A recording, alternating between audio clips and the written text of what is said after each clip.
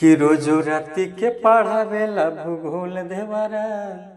नमस्ते नमस्कार, प्रणाम। सुबह छोड़ भाई राम यादव, कैसे हैं आप सब? उम्मीद करता हूँ अच्छे ही होंगे। स्वागत है अपने भाई के यूट्यूब चैनल मगिलरिस पॉइंट में। अगर आप इस चैनल पर नए हैं तो चैनल को सब्सक्राइब कर लें और बेल आइकन दबाना ना भूलें, ताकि मेरा लिखा हुआ सॉन्ग सबसे पहले आप तक पहुँच सके। दोस्तों, प्रमोद भैया का एक बहुत ही प्यारा सा सॉन्ग चल रहा है मार्केट में कि रोजो राति के पढ़ावेला भूगोल देवरा, और यही ट्रैक पर लेके आए हैं जो कि भोजपुरी मैटर है और बहुत ही प्यारा सा मैटर है।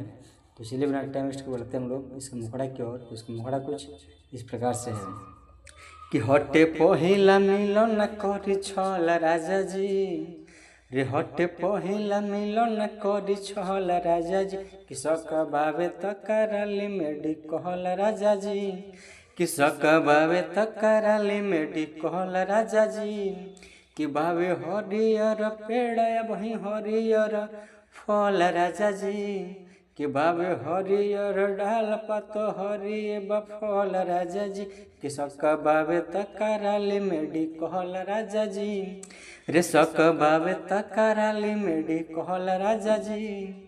तो दोस्तों, कैसा लगा मैटर आप सब कमेंट में जरूर बताएं। और जिसको भी फुल सॉन्ग चाहिए तो जो नंबर दिख रहा है डिस्प्ले पे, उस नंबर से कॉन्टैक्ट करके फुल सॉन्ग बिंदास ले सकते हैं, बिल्कुल कम बजट में। तो चलिए आज का प्रोजेक्ट समाप्त करते हैं, फिर मिलते हैं नेक्स्ट वीडियो के साथ।